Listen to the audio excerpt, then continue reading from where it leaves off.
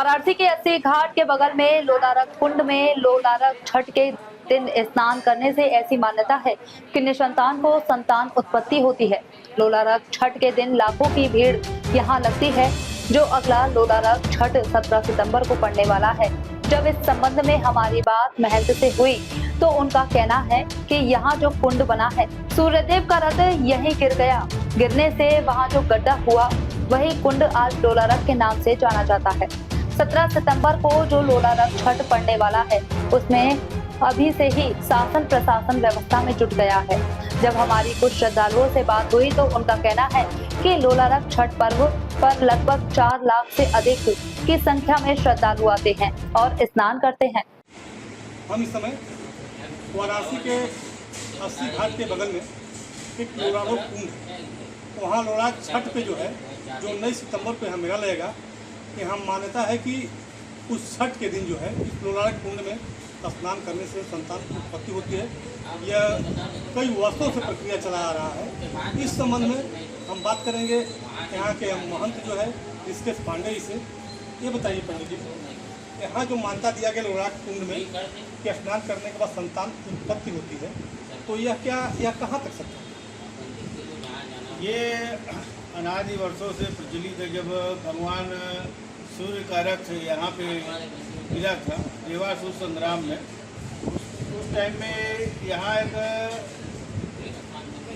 रथ गिरने से पानी नीचे से पृथ्वी से प्रफुल्लित हुआ और उस पानी में वो ऐसा कुछ चमत्कारी चीज पाया जाता है कि उससे चर्म रोग, कुष्ठ रोग आदि ठीक होते हैं।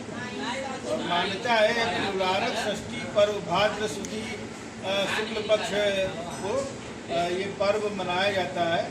और बाबा लोलारकेश्वर महादेव इनको भगवान सूर्य द्वारा स्थापित है और भगवान सूर्य यहीं पे तपस्या करके शिवलिंग स्थापित किए थे। और मान्यता ये है कि भगवान सूर्य ने इनको वचनबद्ध किया कि जो भी स्त्री जो बाज हैं, जो जिनको वंश नहीं होता है, लड़का लड़की नहीं होता है, तो यहाँ पे संकल्पित होकर वो कुंड में स्नान करती हैं।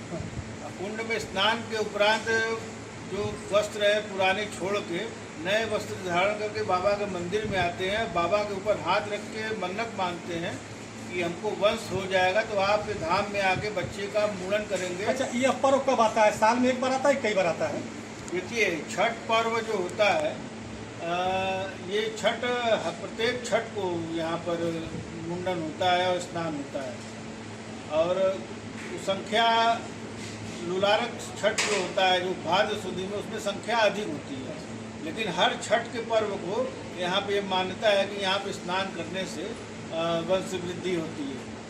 अभी हमारी महाराज से बात हुई है, इन्होंने बताया है कि यहाँ छठ पर्व के दिन जो 5 महिलाएं होती हैं वह बहुत दूर दूर से आते हैं और स्नान करने से संतान की उत्पत्ति होती है। हम चाहेंगे कैमरामैन से कि जरा यह कुंड को आप दिखावें या नीचे कितना का जब लोलारक छठ होता है।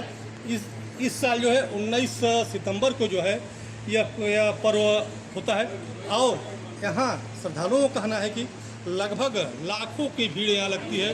बहुत दूर दूर से आते हैं अपनी मन्नतें मांगने के लिए, संतान उत्पत्ति के लिए। और कैमरामैन से आएंगे यहाँ कुंड को दिखाएं कि कितना नीचे कुंड है। और यहाँ एक मान्यता और है कि कुंड में नीचे पानी बराबर रहता है, चाहे वो गर्मी हो, जाड़ा हो, बरसात हो। और यह अगल बगल डेली यहाँ आते श्रद्धालु आते जाते रहते हैं। और कुंड को आप दिखाएं, कहना मैंने कुंड को दिखाएं, कुंड पे फोकस करें कि यह कुंड कितना नीचे है और कितना गहरा है। और इसी में लोग नहाने आते हैं संतान उत्पत्ति के लिए। और यहाँ बताते हैं कि यहाँ मानता यह है कि सूर्य का यहाँ रथ गिरा हुआ था। जब रथ गिरा तो यहाँ कुंड यहाँ अपने आप यह फंसा हुआ है, जिसकी वजह से फिर इसके बाद उसको कुंड बनाया गया। Rajesh Dubey, Chanakya news, India, Varanasi.